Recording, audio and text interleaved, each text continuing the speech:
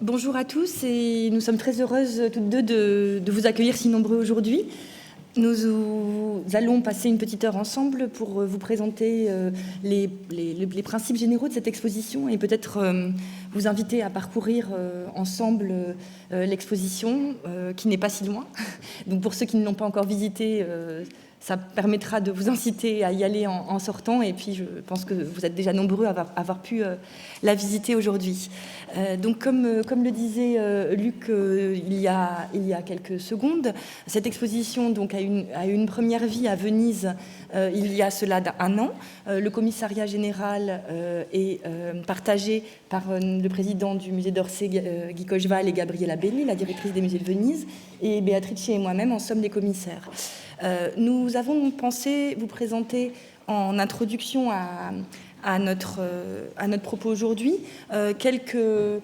pour vous donner un petit peu un avant-goût de ce que nous présenterons sur l'œuvre du douanier aujourd'hui, quelques images de l'exposition à Venise que peut-être beaucoup d'entre vous n'ont pas pu voir, et peut-être aussi vous montrer un petit peu le principe commun et la façon dont nous avons retravaillé l'exposition pour ici, en nous disant que c'était intéressant aussi pour nous aujourd'hui de vous faire partager la façon dont nous avions conçu cette exposition qui, comme Luc le rappelait, finalement est devenue une évidence quand nous avons présenté l'exposition à Venise. Il est devenu pour nous une évidence que le public parisien, qu'il fallait aussi le présenter ici.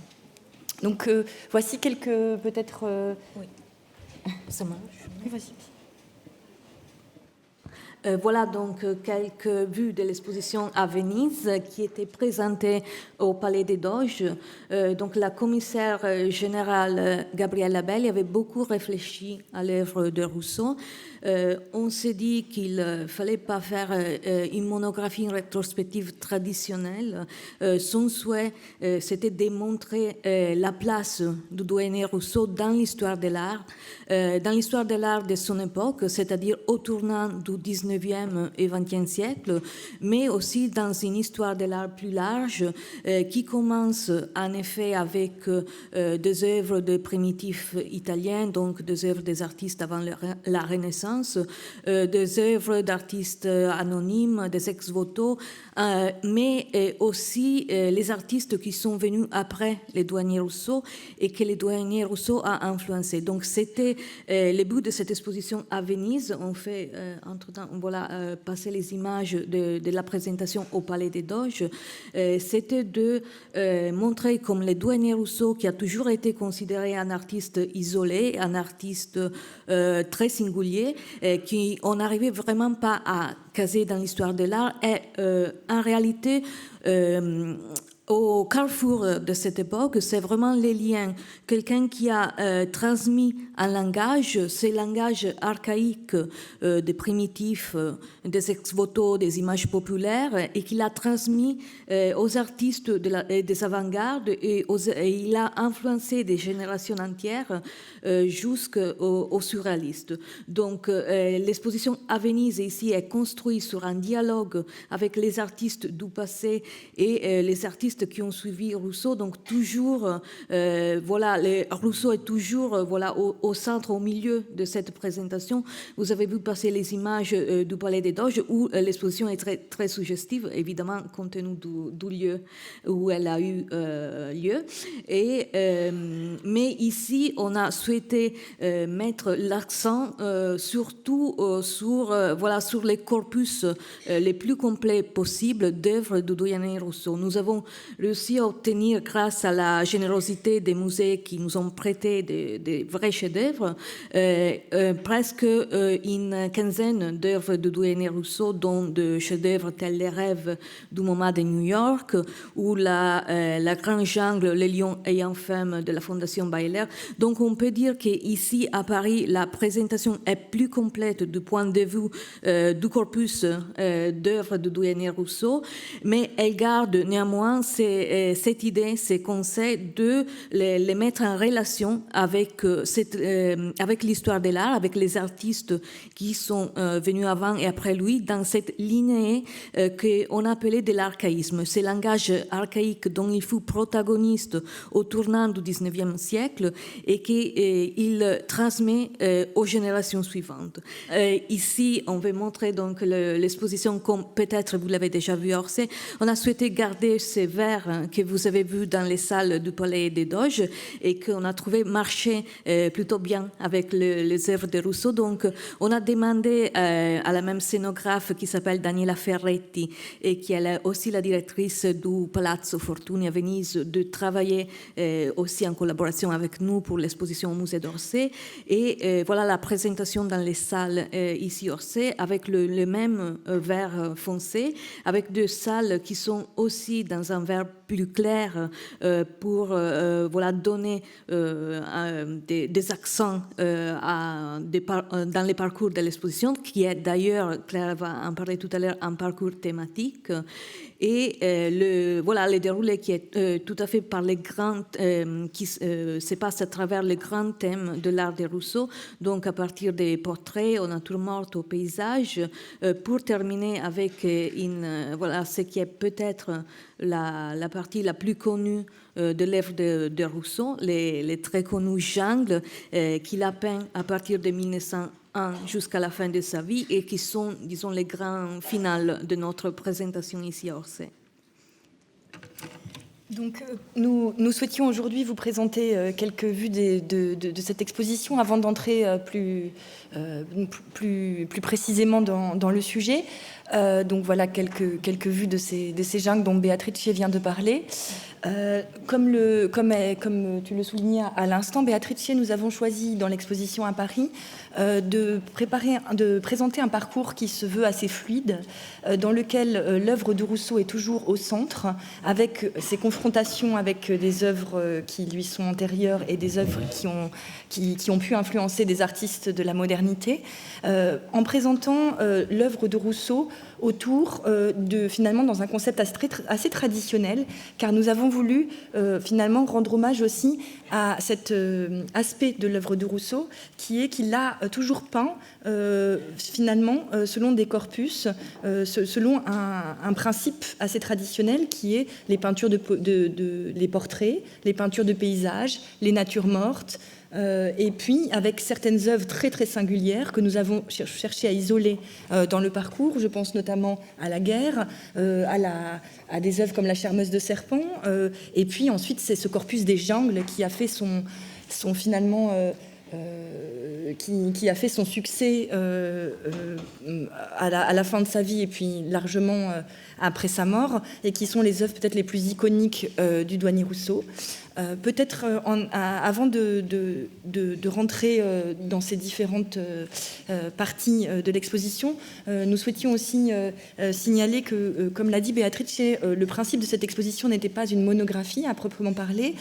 Il y a eu plusieurs expositions Rousseau à Paris et en Europe dans les dernières années, mais la dernière remonte à il y a 10 ans au Grand Palais, Jungle à Paris, que vous avez peut-être eu la chance de visiter, qui était une très très belle exposition qui centrait uniquement sur l'œuvre de Rousseau et qui permettait notamment d'insister sur les sources de l'œuvre du douanier, les sources dans les magazines illustrés, ces visites au Jardin des Plantes. Si vous voulez, on pouvait voir dans l'œuvre de Rousseau la façon dont il avait regardé vers différents... il avait utilisé différents matériaux qui pouvaient aller du journal illustré à l'album des bêtes sauvages jusqu'à ses visites fréquentes dans les environs de Paris au Jardin des Plantes. Et il s'agissait aujourd'hui non pas du tout de revenir sur cette découverte et cette démonstration-là, mais au contraire peut-être la compléter et poser des questions sur l'inscription de Rousseau au sein d'une histoire de l'art. On a toujours pensé Rousseau comme un peintre isolé, comme un singulier de l'art. Sa peinture est en effet totalement comme on pourrait peut-être le dire, hors catégorie. Il est difficile, il serait vain de vouloir placer une étiquette sur son œuvre, et ce n'est pas ce que nous cherchons à faire aujourd'hui dans cette exposition.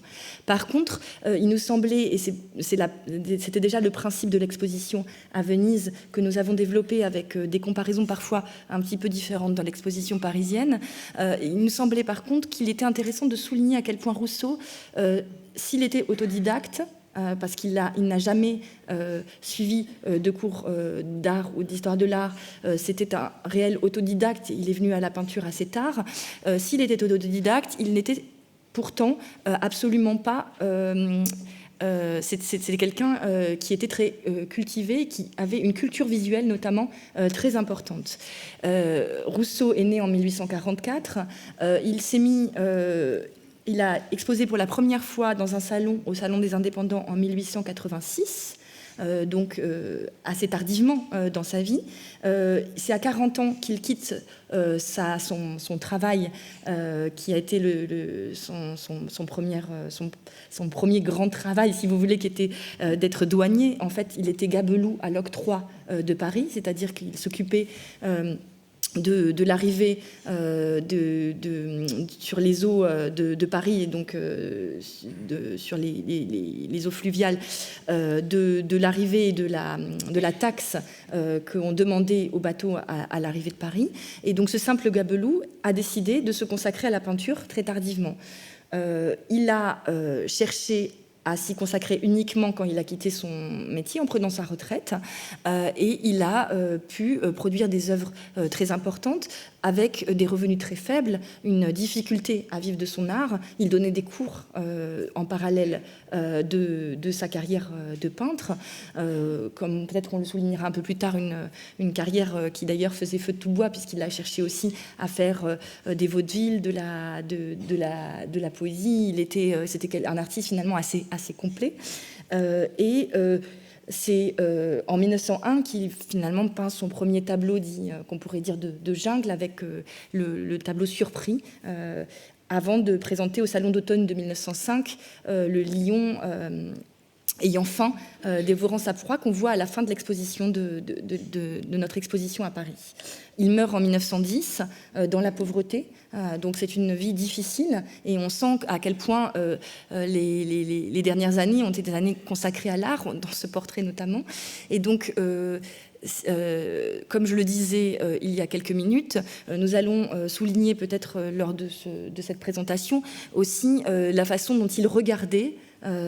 Il a pu regarder les œuvres de ses prédécesseurs. C'était un peintre qui allait beaucoup au musée, qui avait sa carte de copiste au Louvre. Et donc, si nous ne connaissons pas les copies exactes des tableaux qu'il a vus au Louvre, nous savons par contre qu'il s'est imprégné de cet art. Et de la même façon, c'est un peintre qui n'était pas... qui certes a été isolé dans son temps face à la peinture de ses contemporains, mais qui a été aussi peu à peu intégré, soutenu, toujours avec un côté un peu marginal à la fois dans son être et dans la présentation de sa peinture, mais soutenu par une certaine frange notamment du monde de l'art, certains critiques, des poètes et les peintres qui étaient ses contemporains, mais aussi les peintres de la nouvelle génération qui ont fait cette modernité, cette avant-garde à Paris et en Europe, que nous découvrons que nous souhaitons faire découvrir aussi dans l'exposition. Je te laisse. Oui. Donc, voilà, on a tout à l'heure vu, c'est très connu, moi-même, Portrait paysage, c'est un vrai manifeste où les peintres se présentent à son public, se présentent de façon presque officielle, avec ces décorations académiques qu'il n'a jamais obtenues de son vivant, parce que, comme Claire l'a rappelé tout à l'heure, il a exposé toujours au Salon des Indépendants, c'est-à-dire son œuvre n'a jamais été acceptée par un jury officiel. Seulement au Salon d'automne de 1905, et il a été accepté en effet par un jury. Donc ça nous dit beaucoup à propos de la fortune de l'artiste de son vivant, un artiste voilà, qui était presque voilà, moqué quand il exposait ses œuvres au Salon des Indépendants. Il a été beaucoup critiqué parce que justement, quand ses portraits le montrent, son langage était assez singulier. Ça dérive de son absence de formation académique. Donc, il a développé un style tout à fait singulier qu'il a néanmoins souhaité garder tout au long de sa carrière, de sa vie, même s'il était critiqué. Dans un entretien qu'il a donné à la fin de sa vie, il a dit qu'il a voulu garder ses styles avec un travail qu'il avait achevé avec un travail opiniâtre. Donc, on nous a posé souvent la question, est-ce qu'il était conscient? Pourquoi il a continué même s'il était moqué? Oui, bien sûr, il était conscient de son style. D'ailleurs, il a quelquefois dit qu'il était un des plus grands peintres réalistes de son époque, donc il avait tout à fait conscience de son style. Sans doute, il n'avait pas, mais ça c'est dans la nature des choses, conscience de l'importance de son héritage, de l'importance pour les artistes des avant-gardes, les cubistes, les surréalistes, c'est ce que nous souhaitons mettre en valeur ici dans l'exposition. Et donc, voilà, il se présente en tenue officielle de peintre sur le fond d'une Paris où on voit pour une des premières fois, c'est voilà, une des premières représentations de la jeune Tour Eiffel, avec des signes de la modernité, la montgolfière, qui sont aussi typiques de l'œuvre du douanier Rousseau, qui a beaucoup représenté dans ses paysages, on les verra par la suite, ces signes de la modernité qu'il aimait énormément et qu'il tirait aussi des images populaires, de la presse, dans ce style, voilà, un peu, on peut dire, mais sans côté négatif, enfantin, qu'il a toujours utilisé. Avec, comme vous le voyez, voilà, il ne suit pas les règles de la perspective. D'ailleurs, là, c'est une perspective hiérarchique qu'il utilise en se représentant au premier plan plus grand que les bateaux, voilà, sans une réelle relation de perspective avec les paysages qui est autour de lui, avec ces aplats, le manque de zones de clair-obscur et d'ombre qui font tout à fait la singularité de son style. Et il a... avec les prochains portraits, voilà, il s'est même dit l'inventeur du portrait paysage.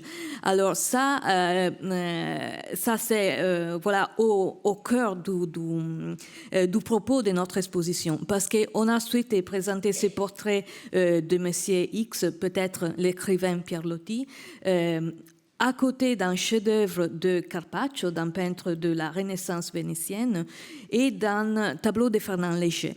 Donc, le douanier Rousseau, au milieu de ces deux tableaux, ça prouve vraiment qu'il a transmis quelque chose qu'il a trouvé dans les artistes qu'il avait étudiés au Louvre et qui a influencé par la suite des artistes tels Léger, qui dans ces tableaux s'inspirent évidemment, très explicitement, de l'œuvre de Rousseau, Pierre Loti. Et donc, il s'est dit l'inventeur du portrait paysage. Évidemment, les portraits paysages sont typiques de la Renaissance italienne. Il existe déjà dans l'histoire de l'art. Mais ça nous donne aussi la mesure de son, du fait qu'il assumait ce qu'il faisait et du fait qu'il s'est pensé vraiment un peintre de la modernité. Et voilà, deux tableaux qui... Oui, donc juste pour compléter ce que vient de dire Béatrice, vous remarquerez dans l'exposition qu'il y a différents niveaux d'œuvres que nous avons comparées au douanier Rousseau. Il ne s'agit pas pour nous de souligner, de montrer par exemple pour ce qui est du tableau attribué à Carpaccio que Rousseau aurait vu cette toile, mais de montrer à quel point il s'agit de propositions de liens ou de rapprochements d'œuvres qui qui nous semblait pouvoir faire écho à Rousseau et aux œuvres qu'il avait dans la tête. Il s'agit de propositions de rapprochement et non pas de faire parfois du pièce à pièce pour certaines œuvres. Par contre, il y a aussi d'autres types de rapprochements. Par exemple, pour le Léger, le mécanicien que nous venons de voir, on sait que Léger avait en tête le portrait de Pierre Loti quand il a fait son œuvre. Donc là, il s'agit d'un autre type de rapport et de comparaison. Là, il s'agit du portrait de l'artiste à la lampe et de la seconde femme de l'artiste, qui sont deux toiles de Rousseau de tout petit format, très, très intéressante dans sa production. Vous voyez qu'il s'agit d'une paire, on a la même lampe à huile qui assied la composition et ses portraits, ces petits portraits, des portraits intimes, si l'on peut dire, de ces deux œuvres. Ces tableaux ont une valeur particulière à la fois dans l'œuvre de Rousseau, mais aussi parce qu'elles ont été acquises par Picasso. Et dans l'exposition, nous avons, grâce à la générosité d'ailleurs des prêts du musée Picasso à Paris, pu rassembler l'ensemble des œuvres qui ont été conservées par Picasso dans sa collection particulière, sa collection personnelle jusqu'à sa mort, montrant l'importance de Rousseau, de l'artiste, pour Picasso, et le fait qu'il y tenait particulièrement. Vous avez vu tout à l'heure une vue de l'exposition. Nous avons reproduit également une photographie sur le mur de Picasso tenant ces deux petits portraits, beaucoup plus tardivement dans la carrière de Picasso, ce qui montre à quel point il y tenait. Dans la deuxième salle de l'exposition, que nous avons intitulée L'innocence archaïque, se référant au titre également de l'exposition, nous avons souhaité rassembler un ensemble de toiles importantes de Rousseau représentant des portraits de groupe, la plupart des portraits posés, qui soulignent l'importance dans toute la carrière de Rousseau. Comme nous vous l'avons dit, il ne s'agit pas de faire un déroulé chronologique à proprement parler, de ces portraits qui étaient parfois des portraits de commande, parfois des portraits proposés par Rousseau, nous le pensons, aux personnes représentées, et qui avaient pour objet aussi, pour Rousseau parfois, il cherchait la reconnaissance aussi dans la reconnaissance publique par sa peinture, et dans certains de ses portraits, on sait qu'il a voulu vendre ses œuvres, parfois à l'État, parfois aux gens représentés sur ces scènes, et en tout cas il y avait une volonté de reconnaissance sociale qui malheureusement n'a souvent, la plupart du temps, pas abouti. Donc là il s'agit d'une représentation d'artilleur, dont on voit d'ailleurs sur la roue du canon indiquer le régiment, la batterie, mais nous ne savons pas exactement de quel personnage il s'agit. On remarque la fixité des regards, le fait qu'il s'agit presque de petits soldats de plomb. Les visages sont presque tous semblables, avec une composition en frise très, très, très, très intéressante. Là encore, une composition en aplat, avec un jeu absolument incroyable de couleurs, qui est une des choses qui ont été le plus relevées dans la peinture de Rousseau, qui a été considéré très tôt comme un grand coloriste, et notamment Gauguin avait loué ces noirs, que l'on retrouve dans d'autres toiles importantes, notamment cette œuvre de 1907, les représentants des puissances étrangères venant saluer la République en signe de paix. Vous remarquerez d'ailleurs les titres à rallonge, excusez-moi pour le terme de Rousseau, qui avait souvent des titres qui étaient à la fois des titres et des explications de ses œuvres. Il ajoutait parfois en sous-titres à ses œuvres, et il voulait que ça figure dans les livrets du salon, des petites explications ou des courts poèmes pour expliquer le sens de ses allégories ou de ses toiles. Là encore, conservé au musée Picasso parce que Picasso l'avait acquise. Alors peut-être quelques mots sur cette œuvre singulière que l'on pense qui était une sorte d'hymne à la paix pour Rousseau, au moment où se tenait à quelques mois de là la conférence internationale pour la paix à La Haye. Il s'agissait de représenter autour de la place Maubert, avec une petite l'union des peuples, on pourrait dire, avec donc c'est écrit sur comment on appelle ça, sur le bouclier de, voilà, excusez-moi, je retrouve plus le terme, de la Marianne à la République que l'on voit au premier plan tenant à rameau d'olivier. Et ce qui est intéressant, c'est qu'on retrouve dans cette toile très, très symbolique le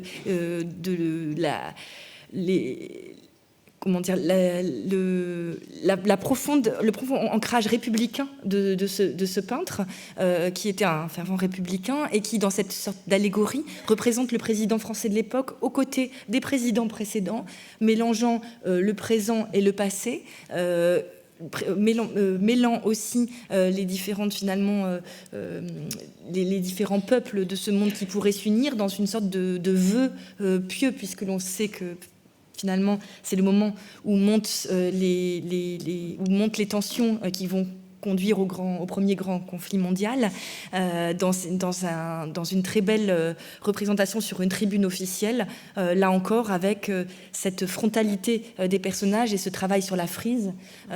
Et puis vous remarquez encore cet ensemble de petits drapeaux qu'on a retrouvé sur le bateau pavoisé du portrait paysage, représentant justement cette union des nations.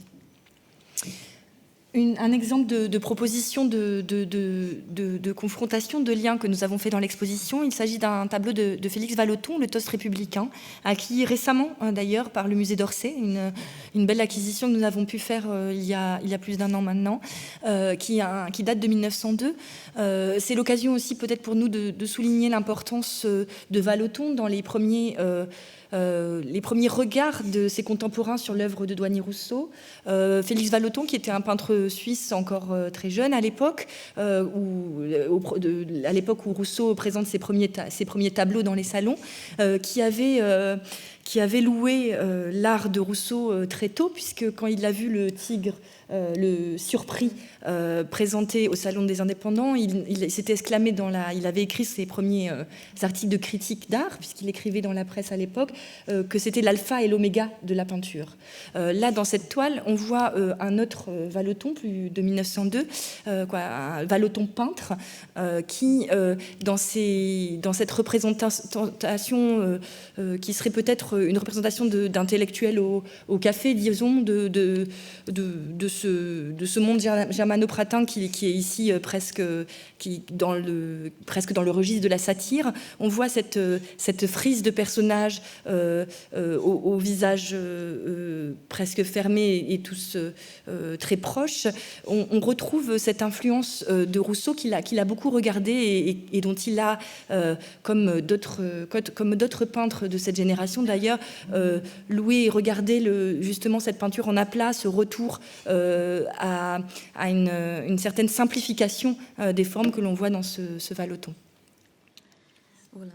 Donc, toujours dans cette salle qui présente les portraits de groupes de Rousseau, une des œuvres les plus connues qui appartient au musée de l'Orangerie.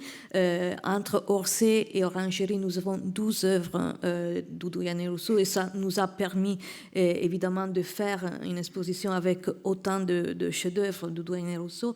La carriole du Père Junier, c'est une représentation de la vie simple, si vous voulez, que les Douanier-Rousseau a toujours représenté dans ces tableaux, avec ce bonheur des choses quotidiennes très, très simples qui est représenté ici à travers cette promenade de la dimanche de la famille Junier, qui était l'épicier qui travaillait dans les quartiers du 14e arrondissement où les Douanier-Rousseau habitaient. Et voilà à nouveau cette composition où vous voyez à nouveau le manque de perspective, de règles académiques, mais là aussi c'est à nouveau un exemple de l'importance de l'influence du Douanier-Rousseau pour les générations suivantes.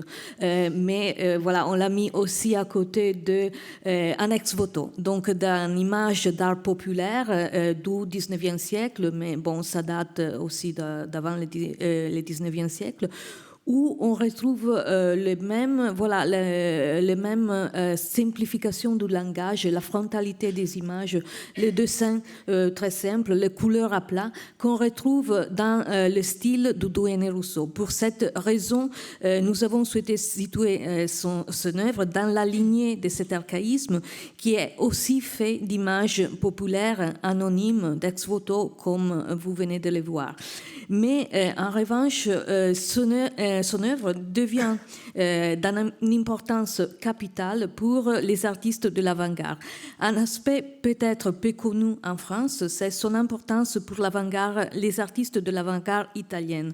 C'est un aspect qui évidemment a été souligné dans l'exposition à Venise, comme Gabriella Belli et moi-même, nous sommes italiennes, voilà, de formation italienne, donc nous avons souligné cet aspect peu connu qui a été possible grâce à Ardengo Soffici, qui était un peintre, un critique qui a beaucoup fréquenté les milieux de l'avant-garde parisienne et qui, en 1910, a écrit un texte dans une revue très, très connue dans les milieux culturels italiens, La Voce, sur le douanier Rousseau. Donc, l'œuvre du douanier Rousseau est devenue très importante en Italie pour les artistes qui, après la Première Guerre mondiale, après la saison de l'avant-garde futuriste, souhaitent retrouver un langage nouveau, un langage moderne, mais qui s'inspire de maîtres du passé. Carrà, qui avait été un futuriste, donc qui avait soutenu la modernité, les progrès, la vitesse, revient ici au langage de Giotto et Paoluccello. En même temps qu'il fait ces tableaux, il écrit des essais sur Giotto et Paoluccello, mais lui-même, il a affirmé, dans l'Italie post-futuriste, le douanier a représenté autant pour nous que ses grands prédécesseurs pour celle du XIVe et du XVe siècle. Son art ne nous a pas paru inconciliable avec le leur. En même temps, il dit « J'ai construit la nouvelle peinture européenne avec le douanier Rousseau ». Donc ça nous dit beaucoup à propos de l'importance du douanier Rousseau, de ce langage qui va permettre aux artistes qui regardent à l'œuvre du douanier Rousseau de construire quelque chose de nouveau, un nouveau langage de la modernité qui s'inspire à la fois de Giotto, Paoluccello, des primitifs italiens, mais également de Rousseau. Et on retrouve ce type de langage qui, comme Carrà l'a dit justement, n'est pas en contradiction avec celui de Giotto et Paoluccello. Dans La Noce, un autre grand portrait de groupe, où on retrouve toute la poésie de ce réalisme qui est en même temps, comme Breton le disait, un réalisme magique qui mélange des éléments réels et des éléments oniriques. Parce que vous voyez que l'épouse semble presque flotter sur la pelouse. Elle n'a pas de pieds parce qu'une légende dit que le douanier Rousseau n'était pas à l'aise à peindre les pieds. Donc, voilà, et on les retrouve souvent, on les verra dans d'autres portraits, dans d'autres tableaux. Et donc, voilà cette image entre réalité et rêve où toutes les relations de perspective sont annulées, qui est très, également un des chefs-d'œuvre de Rousseau, et notamment Les Chiens, pour son valeur symbolique, à une taille très grande qui n'est pas évidemment sa taille réelle. Mais le douanier Rousseau utilise ces moyens pour souligner l'importance de cet élément symbolique qu'il met dans les tableaux. Donc, dans les joies de football, on voit aussi cette dimension intéressante chez Rousseau, qui est la représentation de faits quotidiens, finalement, d'une vie qui est celle de son entourage. Ici, avec une représentation, comme dans d'autres toiles de Rousseau, d'une introduction de la modernité. Ici, les joies de football, qui serait plutôt en fait une partie de rugby, qui est un sport qui est tout juste introduit en France à ce moment-là, que Rousseau regarde avec intérêt. Et donc, il peint ces joueurs de rugby, puisque l'on voit qu'ils prennent le ballon avec les mains, en train d'esquisser comme une danse. Ce tableau est particulièrement savoureux, a été souligné. Il a été souligné l'aspect presque chorégraphique de cette cette œuvre où l'on voit comme ces personnages esquisser une sorte de ballet immobile peut-être, parce qu'ils ont l'air à la fois en mouvement et en même temps comme arrêtés dans cet instantané, avec des maillots, des maillots de sportifs absolument incroyables avec ces rayures bleues et oranges, que l'on retrouve d'ailleurs dans des baigneuses ultérieures de Picasso. Ça, c'est un lien que nous n'avons pas pu faire dans l'exposition, mais qui peut montrer aussi ces rapprochements ultérieurs. Et l'on voit ce personnage, notamment à l'arrière, qui semble comme donner, on dirait presque un boxeur à l'arrêt. Et donc, ce qui donne cette dimension, comme le soulignait Beatrice, qui a été vue ensuite de ce réalisme un peu magique de ces toiles, avec les détails absolument incroyables de ces feuillages, de ce bois qui pourrait être le bois de Boulogne, où avaient lieu ces premières parties de rugby, à un moment où avait lieu le premier tournoi, le premier tournoi mondial à l'époque, et puis ces personnages comme arrêtés avec les chaussettes hautes. Donc nous allons avancer peut-être avec ce qu'on nous avons appelé dans cette petite première rotonde de l'exposition les femmes monuments. Parce qu'il nous semblait qu'il était intéressant de souligner dans une production assez réduite finalement de Rousseau de quelques portraits de femmes, toujours avec des représentations frontales, avec des personnages qu'il s'agissait de toiles de petit format ou de grand format, dans lesquelles la femme apparaît comme de façon altière, représentée en pied et avec une présence très forte sur la toile, notamment ce portrait de Madame M qui est conservé au musée d'Orsay, une toile de grand format sur laquelle nous voyons je souligne la petite anecdote des pieds. Moi, ce qui m'a apparu ça faisait longtemps que quand on réaccroche les toiles, on voit des détails qu'on n'avait plus vus depuis longtemps, et notamment ces pieds qui semblent comme s'élever du sol, de toute petite dimension sous cette robe cachée. Voilà. Et puis avec ce petit chat, signe, encore une fois, un animal symbole de fidélité qui semble dérouler cette petite pelote de laine au premier plan. Et puis l'apparition de cette nature luxuriante, de ces parterres de fleurs qui rappellent aussi les compositions millefiori de l'art médiéval. Donc on a aussi cet intérêt pour la représentation des plantes qu'on voit dans ces portraits paysages de Rousseau. Et puis ce portrait de femme, là encore, conservé au musée Picasso, qui peut-être être une œuvre très singulière, encore très mystérieuse par les symboles multiples qui entourent ce portrait de femme, avec là vous voyez ce rideau qui fait penser aux constructions des studios photographiques de l'époque, ou ces scènes aux scènes de théâtre, et puis ce portrait en pied finalement à la fois très académique et en même temps complètement singulier, qui a été repéré par Picasso dans une brocante d'un brocanteur appelé le Père Soulier, qu'il a acheté pour la somme modique de 5 francs à l'époque, et qu'il récupère et qu'il achète et qu'il ramène dans son atelier.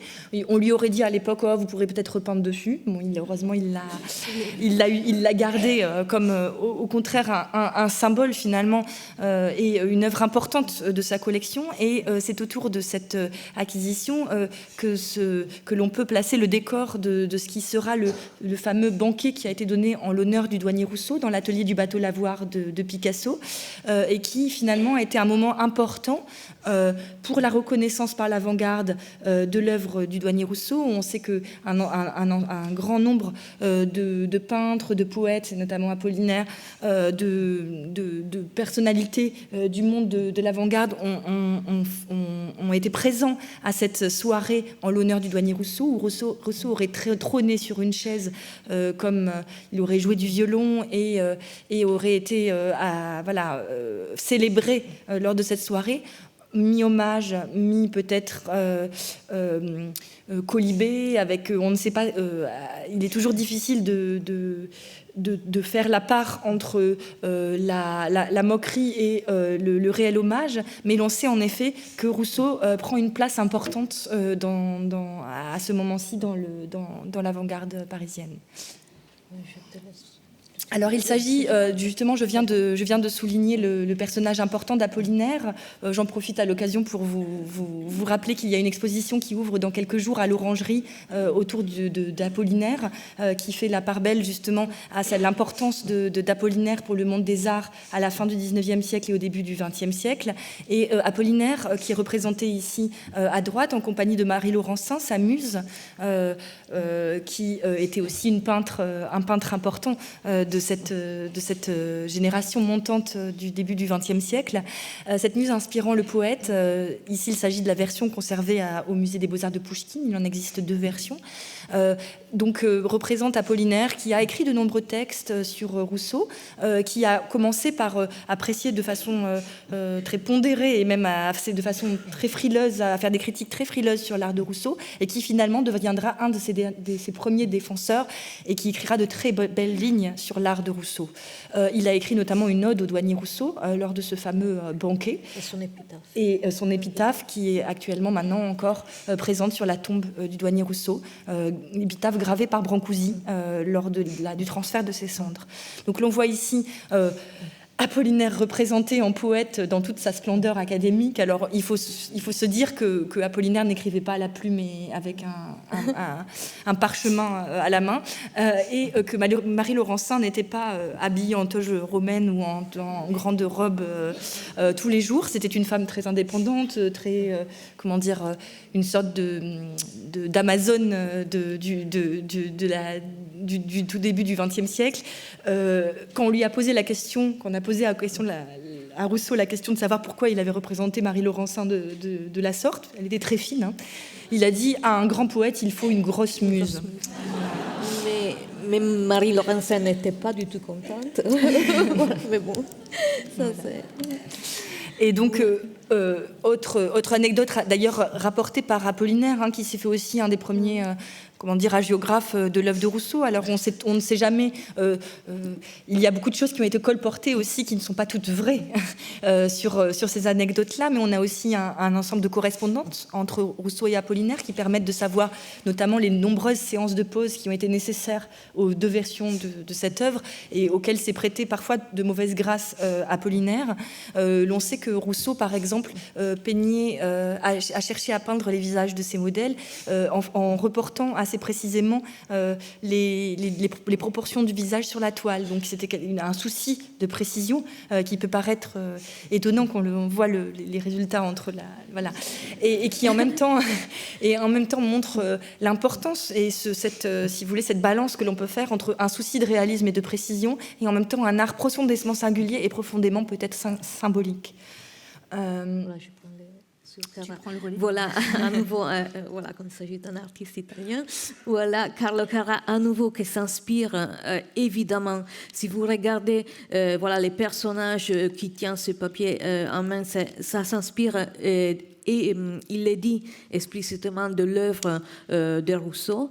Et à nouveau, pour cette phase primitiviste de son art, Rousseau devient un exemple important. C'est un tableau qui s'appelle Les Romantiques, qui reste très mystérieux. Carrà n'a pas donné des explications à propos des personnages qui sont représentés sur scène. Il s'agit évidemment d'un poète. Il y a un enfant qui pour Carrà représente l'âge, l'âge de l'innocence, mais aussi le nouvel âge de l'art moderne, pour laquelle évidemment Rousseau devient un exemple important. Et justement, en parlant d'enfants, la salle suivante est une petite salle, mais que je trouve très poétique, consacrée aux portraits d'enfants de Rousseau, qui ne sont pas si nombreux dans sa production. Nous en connaissons 3, nous en présentons 2 dans l'exposition, dont ce chef-d'œuvre qui est un prêt exceptionnel de Winterthur pour fêter les bébés. C'est un portrait d'enfant réalisé peut-être sur commande en 1903. Et il se trouve que les portraits d'enfants de Rousseau sont assez singuliers, et ils sont assez troublants. Les enfants, dans la représentation de Rousseau, ont toujours un aspect d'adulte, presque mélancolique, très inquiétant, qui d'ailleurs pose des questions sur l'âge d'adulte, sur l'avenir de ces enfants. On ne connaît pas la raison pour laquelle il a représenté de cette façon les enfants. Peut-être parce qu'il a perdu, il a eu pendant sa vie 8 enfants, dont 2 seulement ont survécu jusqu'à l'âge adulte. Donc peut-être l'enfance c'était quelque chose de troublant pour lui. Mais ce qui nous intéresse ici, c'est la force iconographique de ces langages qu'on retrouve notamment dans cet enfant à la poupée qui appartient au musée de l'Orangerie, où les visages si inquiets, si troublants, et l'aspect si troublant de cet enfant est accentué à nouveau par les styles tout à fait singuliers du douanier Rousseau. Comme vous les voyez, il y a ce qu'on peut appeler des défauts d'anatomie, de perspective. L'enfant n'a pas de cou. Les jambes sont des profils, mais le reste du corps de l'enfant est présenté dans cette stricte frontalité qui est typique des portraits de Rousseau. Donc il y a ce qu'on peut appeler des maladresses ou des faux de dessins qui font tout à fait la force de Rousseau et qui ont beaucoup été admirés par les artistes tels Picasso, comme ses rapprochements avec Maya à la poupée, ces très beaux portraits de Maya réalisés en 1938 les montrent, parce que c'est bien sûr un développement du langage cubiste de Picasso dans les années 30, mais la liberté dans l'anatomie, dans la perspective qui Rousseau a employée dans l'enfant à la poupée, bien sûr, a pu inspirer Picasso. Mais aussi, on a présenter les tableaux de Rousseau, notamment à côté d'un portrait de Diego Rivera, donc ça c'est plutôt étonnant. Mais on a souhaité vraiment présenter l'influence si grande de Rousseau. On sait que Rivera a été à Paris au début du XXe siècle. Il a connu le douanier Rousseau, l'œuvre du douanier Rousseau.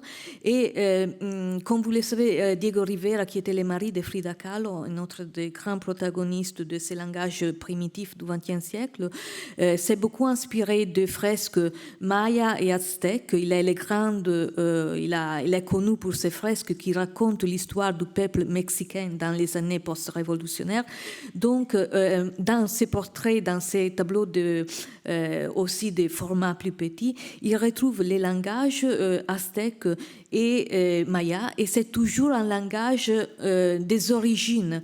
Là où on cherche de retrouver les origines d'un peuple ou d'un langage artistique, forcément, on arrive à peindre d'une façon qui est très proche de celle de douanier Rousseau, avec notamment ces manques de respect de la perspective, ces couleurs à plat qui peuvent tout à fait mettre cette œuvre en comparaison avec celle du douanier Rousseau. Et dans la salle suivante aussi... Oui, donc nous avons présenté dans la salle suivante un ensemble de natures mortes de Rousseau, œuvre assez rare finalement, assez peu finalement connue dans l'œuvre de Rousseau, notamment cette nature morte à la cafetière qui nous semblait intéressante à montrer en lien avec donc il s'agissait un petit peu, je vous présente une petite trilogie que nous avons faite dans cette salle, un pari aussi dans la confrontation, puisqu'il est assez peu habituel et assez peu peut-être conventionnel de présenter Rousseau aux côtés de Cézanne et de Picasso. Mais ce qui nous semblait intéressant, c'est de montrer à quel point l'art de Rousseau, et notamment dans ses natures mortes qui sont des œuvres de petit format, qui sont dans le genre assez conventionnel, puisqu'il s'agit de respecter les genres traditionnels. On retrouve un travail sur le volume, sur la façon de traiter à la fois l'aplat et en même temps les différents plans dans les formes primaires que sont ici les fruits et les poires, donc le travail sur les volumes, de retrouver dans l'art d'un Cézanne absolument à la fois différent et ensuite de Picasso ce travail sur les différents points de vue sur l'objet. Ce qui nous semblait intéressant là, c'est un autre regard qu'on présente par moments dans l'exposition. C'est un regard rétrospectif sur l'œuvre de Rousseau, parce que finalement, ce qu'on montre là, c'est aussi le regard de Picasso à la fois sur l'œuvre de Rousseau et de Cézanne. C'est-à-dire qu'on a souvent montré l'influence de Cézanne sur le cubisme de Picasso. Ce qui nous semblait intéressant de montrer, et c'est une proposition, là aussi, si vous voulez, visuelle, c'est de montrer que finalement, ça serait une autre lignée que l'on retrouverait dans l'art de Picasso, qui serait un regard qui irait du côté de Cézanne, mais aussi du côté de Rousseau. Et voilà, un autre aspect de nature morte peint par Rousseau, ce sont les bouquets de fleurs qui à nouveau montrent voilà, sa maîtrise dans son traitement de la végétation. Il présente toujours ces bouquets de fleurs. Excusez-moi, je vais trop vite. Excusez-moi. Voilà, ces bouquets de fleurs, d'une façon comme dans les portraits, c'est toujours une vision frontale, presque figée, en même temps très riche du point de vue décoratif. Ce sont des compositions qui semblent presque arrangées pour les tableaux, mais qui ont cette frontalité, cet aspect figé, qui fait tout à fait l'originalité de ces natures mortes à cette époque, et qui à nouveau ont influencé des artistes beaucoup qui ont travaillé plus tard par rapport à Rousseau, comme l'italien Antonio Donghi, un protagoniste du réalisme magique, parce qu'il y a eu un courant qui s'appelle vraiment le réalisme magique, comme Breton l'avait anticipé pour Rousseau. Et les liens s'est fait à travers à nouveau l'œuvre d'un critique de Franz Roh, qui dans son texte de 1925, Magischer Realismus nach Expressionismus, c'est le texte fondateur de la nouvelle objectivité en Allemagne, choisi pour la couverture La Bohémienne endormie de Rousseau. Donc à nouveau une œuvre de Rousseau qui pour son pouvoir arrive à influencer les artistes du réalisme magique comme Donghi et de la nouvelle objectivité en Allemagne. Donc, du coup, transition sur l'étrangeté des lieux, comme nous avons intitulé cette section de l'exposition, parce que justement, ce regard, notamment sur les paysages, finalement, de la banlieue parisienne, peint par Rousseau, en grand nombre, nous avons la chance d'en avoir quelques très, très, très beaux tableaux conservés à l'Orangerie, grâce aux acquisitions faites par le collectionneur Paul Guillaume, qui ont permis cette réunion de Rousseau important au musée de l'Orangerie. Donc celle-ci vient de Pittsburgh. Nous voyons finalement encore une fois des scènes des scènes de la vie ordinaire, souvent dans la banlieue parisienne, peut-être des lieux vus par Rousseau lors de ses promenades le long de la Seine, ou dans ses promenades, il prenait le train pour aller dans les environs de Paris pendant les jours chômés.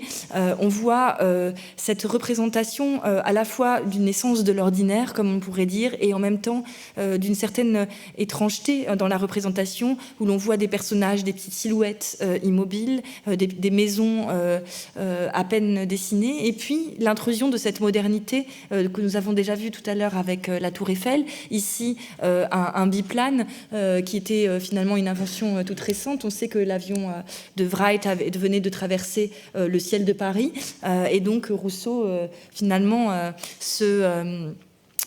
Rousseau intègre tout de suite dans ses représentations, pourtant souvent assez atemporelles, assez avec très peu de signes d'une inscription dans la modernité. On a toujours comme une irruption de cette modernité, notamment par cet avion qui semble comme collé, comme dessiné sur le ciel, et qui là prenait sa source notamment dans des illustrations vues dans les journaux du quotidien. De même pour la tempête, alors on a pu voir différentes interprétations des sources de cette toile ont été faites. On a pu voir dans ce navire représenté un navire, l'Entrecasteaux, qui aurait été le modèle de Rousseau pour cette toile. Ce qu'on voit encore là, c'est ce côté. On a vu un ex-voto tout à l'heure. On aurait pu en présenter un auprès de cette toile aussi, c'est-à-dire finalement cette mer déchaînée et qui est en même temps complètement immobile, presque découpée, comme une scène de carton dans laquelle serait comme inséré ce petit bateau qui semble pris par les éléments et complètement démesuré. On va devoir accélérer. Là, c'est toujours un peu, voilà. Malheureusement, une de ça, le plus intéressant. Bon, en même temps, des œuvres peut-être les plus connues de Rousseau, mais voilà, c'est important en même temps de s'y attarder peut-être 2 minutes. Oui, je peux peut-être continuer sur. Nous avons voulu consacrer une salle à cette œuvre majeure et complètement singulière au sein de la carrière de Rousseau, qui a été présentée au Salon des Indépendants de 1894, dite la guerre, mais aussi la chevauchée de la discorde, comme le titre de Rousseau invite à la regarder, qui est une toile de grand format, assez très inquiétante, très dure, représentant une sorte d'allégorie de la guerre avec cette jeune fille, je dirais presque cet enfant, brandissant épée et une torche enflammée et semblant chevaucher, ou même plutôt semblant être comme plané et semblant ne pas tenir sur ce cheval au galop, sur un amoncellement de cadavres, une œuvre très forte qui a tout de suite été à la fois critiquée et apparue dans son extraordinaire singularité lorsqu'elle a été présentée au salon.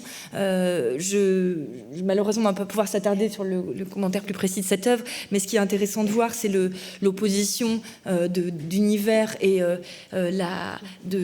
peut-être l'absolu, le côté notamment de la représentation de la nature absolument désolée dans cette œuvre, qui s'oppose totalement. Alors, du coup, je vais avancer, puis peut-être qu'on reviendra. Mais non, du coup, qui s'oppose totalement, c'est pas grave. Je vais sans image pour l'instant aux jungles que l'on verra un peu plus loin, et notamment à la nature luxuriante des jungles.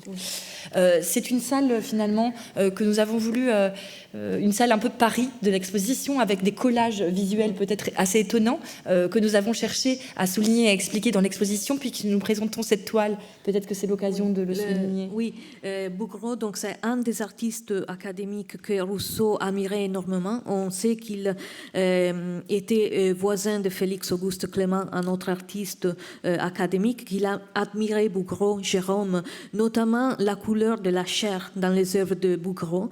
Et donc, on a trouvé que dans ces tableaux L'égalité devant la mort, la construction sur deux bandes horizontales, les personnages qui survolent sur le cadavre semblent tout à fait avoir inspiré les douaniers Rousseau ou de quelque façon se rapprocher de l'œuvre de Rousseau. Là encore, on ne sait pas, on n'a pas de documents qui peuvent nous dire s'ils sont inspirés directement de cette œuvre, mais ce sont des rapprochements qui nous semblent tout à fait pertinents.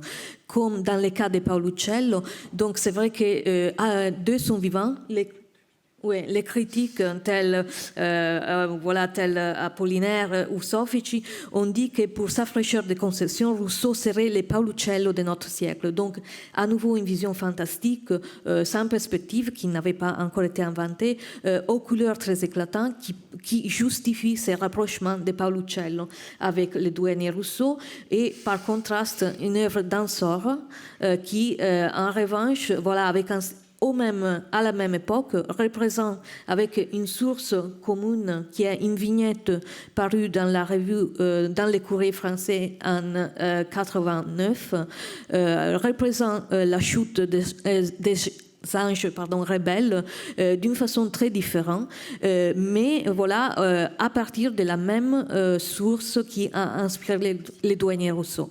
Donc la guerre au milieu des œuvres très différentes. On est désolé de devoir faire des raccourcis. On va aller un peu vite. Par le temps. Donc, une petite salle consacrée à une influence peu connue, étonnante du douanier Rousseau sur Kandinsky et l'art abstrait. On ne le sait pas beaucoup, mais Kandinsky a beaucoup admiré l'œuvre de Rousseau. Il a choisi beaucoup d'œuvres de Rousseau pour illustrer son almanach du Blaureiter en disant que le réalisme de Rousseau qu'il avait connu à Paris, et on le voit ici représenté par sa femme Gabrielle Munter avec un tableau de Rousseau derrière lui, il disait que le réalisme est un des voies possibles pour arriver à représenter la spiritualité de l'art, comme le dit le titre de son texte fondateur de l'abstraction. Donc il y a deux chemins possibles, le réalisme, l'abstraction, et il trouve en Rousseau le représentant le plus grand de ce réalisme, qui est un chemin possible pour la modernité. Et on va terminer avec la partie peut-être la plus connue de l'œuvre de Rousseau, les jungles. Voilà. Nous allons résumer en 1 minute, mais nous espérons que c'est peut-être des œuvres avec lesquelles vous êtes plus familière, notamment La Charmeuse de Serpent, conservée au musée d'Orsay, qui est une des œuvres qui ont le plus été regardées et qui ont le plus donné cette idée du rêve qui inspirera ensuite les surréalistes. Donc nous avons souhaité présenter notamment, bien sûr, cette œuvre de Victor Brauner, qui a finalement, de façon assez, il s'est retrouvé habité dans l'atelier qu'avait occupé Rousseau rue Pérel, et sur l'incitation de André Breton à réaliser cette œuvre, La rencontre du 2 bis rue Pérel, qui finalement fait...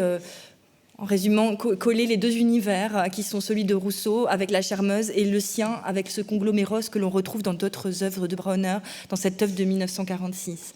Ce qui nous semblait intéressant, c'est que nous avons obtenu des prêts absolument majeurs de Jungle de Rousseau, à côté de cette petite Ève absolument incroyable de Hambourg. Nous pouvons présenter Le Rêve qui nous a été prêté par le MoMA, qui là encore est une œuvre qui est une des plus commentées, une des plus vues, une des œuvres majeures et notamment très impressionnante, importante pour la reconnaissance de l'œuvre de Rousseau. Comme le disait Apollinaire, un canapé Louis-Philippe perdu, ou d'autres critiques de l'époque, une Ève perdue sur un canapé de Louis-Philippe ou une Olympia moderne dans un paysage de jungle, et qui notamment a été considéré comme Breton, comme une des racines, une des sources qu'il voudrait voir pour le surréalisme, et qui aurait dû être montré dans les rues telle la Vierge de Cimabue.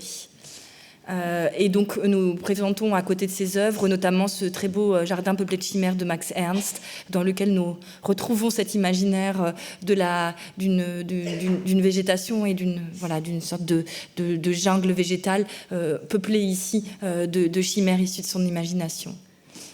Et nous finissons sur une très belle rotonde avec un ensemble de très grandes jungles de Rousseau qui ont fait son succès, notamment ses œuvres des derniers mois de sa vie, cette forêt tropicale de Washington, aux côtés de La Cascade, qui finalement serait une des dernières œuvres peintes par Rousseau, qu'on a retrouvée dans son atelier. On ne sait pas exactement si elle a été complètement finie ou pas, qui est conservée à l'Institut de Chicago actuellement. C'est très beau, joyeux farceur de Philadelphie, avec toujours cet élément complètement étonnant de rêve, où on voit finalement une bouteille de lait, on ne sait pas ce qu'elle fait là, déversée par ses singes au milieu de la jungle. Et puis peut-être, du coup on avance un peu sur les... Ouais. Voilà, les jungles sont en effet Apollinaire a dit que Rousseau était le plus exotique de peintres exotiques. C'est étonnant parce qu'en effet, il n'a jamais quitté Paris. Donc, c'est intéressant de savoir que ces jungles ont été réalisés à partir de ces promenades au jardin de plantes, au Muséum d'histoire naturelle. Notamment, là, on retrouve en des sources de Rousseau ces groupes d'animaux taxidermisés qui ont inspiré les chefs-d'œuvre de 1905, le lion ayant faim se jette sur l'antilope. Donc les jungles sont en effet à nouveau un monde de rêves, réaliste en même temps, à la fois réaliste et onirique. Et il y a Apollinaire disait qu'il s'est inspiré de ses voyages au Mexique, mais on sait qu'il n'a jamais quitté Paris, donc c'est quelque chose qu'il voit à Paris et qu'il transforme dans des tableaux fantasmagoriques qui sont vraiment des inventions de l'imagination. Ce sont sans doute les tableaux les plus aboutis de Rousseau qu'on dit a employé pour ces tableaux 22 nuances de vert. Donc ça nous dit beaucoup à nouveau à propos d'un artiste qui a toujours été considéré singulier, mais qui est tout à fait un artiste, un grand artiste, et surtout un artiste qui a beaucoup influencé la modernité, comme cette exposition souhaite le montrer.